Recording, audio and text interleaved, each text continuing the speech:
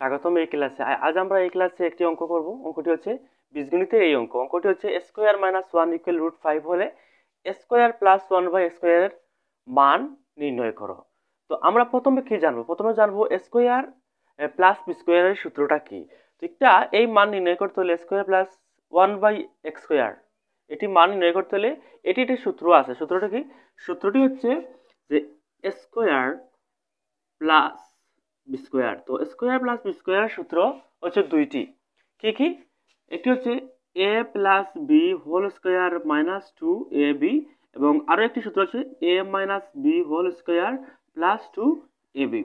তো square plus 1 by স্কোয়ারের মান নির্ণয় করতে হলে আগে আমাদেরকে স্কোয়ার প্লাস বি স্কোয়ারের সূত্র সম্পর্কে ধারণা থাকতে হবে। তো আমরা জানি স্কোয়ার প্লাস বি স্কোয়ারের সূত্র হচ্ছে দুইটি। একটি হচ্ছে A plus B whole square minus 2 A B, এবং অন্যটি হচ্ছে A minus B whole square plus 2 A B. তো তাহলে আমাদের এই অঙ্কের জন্য মান দিয়েছে না, একটি ডাক দিয়েছে স্কোয়ার মাইনাস 1 ইকুয়াল 5a। তো এটি থেকে আমরা আগে মান বের করতে হবে, তারপর আমরা স্কোয়ার প্লাস 1 বাই স্কোয়ারের মান বের করব। তো প্রথমে আমরা এটির মান বের করি। তো মানটি হচ্ছে এ প্লাস বি অথবা এ মাইনাস বি, বিটির মধ্যে যে কোনো একটি মান বের করতে হবে। তাহলে আমরা মানটি বের করি। তো প্রথমে আমরা লিখবো স্কোয়ার মাইনাস এ ইকুয়াল 5a। তো আমরা বাদ দিই, তারপর স্কোয়ার মাইনাস এ ইকুয়াল 5। তো আমরা সমীকরণের অঙ্ক জানি যে সমীকরণের যদি ডান পাশে যদি গুণ হয় তাহলে সমীকরণের বাম পাশে একটি ভাগ হবে। তো যেহেতু এখানে যে 5এ কি আছে, 5এ আছে গুণ আছে, মানে ইনটু আছে, তাহলে এটি সমানের বাম পাশে এসে একটি কি হবে, এটি ভাগ হবে। তাহলে আমরা এটাকে এ ভাগ দিয়েছি। তারপর কি করলাম আমরা, এই যে A square minus 1 by A equal 5 হয়েছে। তো ইকুয়াল 5 হয়েছে এখানে। তো আমরা স্কোয়ার বাই এ কিন্তু স্কোয়ারের মধ্যে আছে, আবার 1 এর মধ্যেও আছে। তো প্রথমে আমরা square by A minus 1 by A দিয়েছি ইকুয়াল 5। তো এখানে এই যে এটা আছে, এটা স্কোয়ারের মধ্যেও আছে, আবার 1 এর মধ্যেও আছে। এজন্য আমরা যে স্কোয়ার বাই এ মাইনাস, এখানে মাইনাস 1 বাই এ ইকুয়াল 5 দিয়েছি। তারপর বা, তো এখানে আছে দুইটি এ, তারপর এখানে আছে একটি, আমরা দুইটি এ স্কোয়ার মানে দুইটি, এই দুইটি থেকে যদি আমরা একটি বাদ দেই তারপরে কয়টি থাকবে, কেন একটি থাকবে, এ মাইনাস 1 বাই এ ইকুয়াল 5। তাহলে কি দাঁড়ালো, আমরা স্কোয়ার মাইনাস 1 ইকুয়াল 5 এ থেকে আমরা এ মাইনাস 1 বাই এ ইকুয়াল 5 মান বের করেছি। এখন আমরা আমাদের এই যে অঙ্ক দিয়েছি, আমরা এই অঙ্ক সমাধান করব। অঙ্কটি কি? অঙ্কটি হচ্ছে, আমরা এখানে লিখি যে প্রদত্ত রাশি লিখতে পারি আমরা। তো প্রদত্ত রাশি কি? প্রদত্ত রাশি হচ্ছে যে square plus 1 by A square.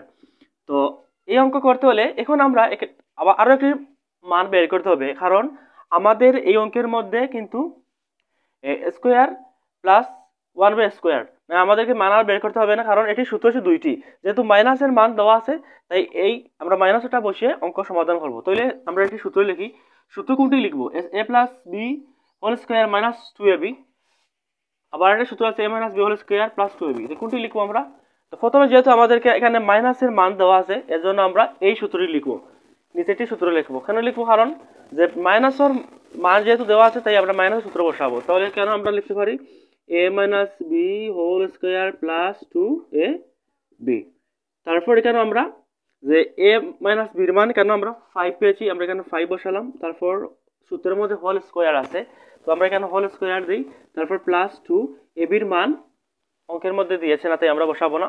তার 5 এর উপর স্কোয়ার, এই কথাটা হচ্ছে 5 এর উপর স্কোয়ার, এই কথার অর্থ হচ্ছে 5 ইন্টু 5।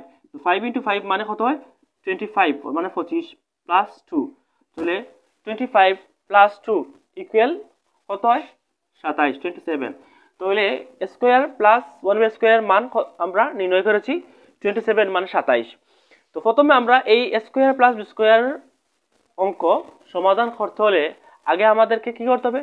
মান জানতে হবে বা মান বের করতে হবে। তো কেন মান বের করে দিয়েছে না, আমরা প্রথমে কিন্তু এই সংখ্যা থেকে বা এটি ডাক থেকে আমরা মান বের করেছি, তারপর কিন্তু অঙ্ক সমাধান করেছি। তো এটি সূত্র দুইটি, একটি আছে প্লাসের এবং একটি মাইনাসের।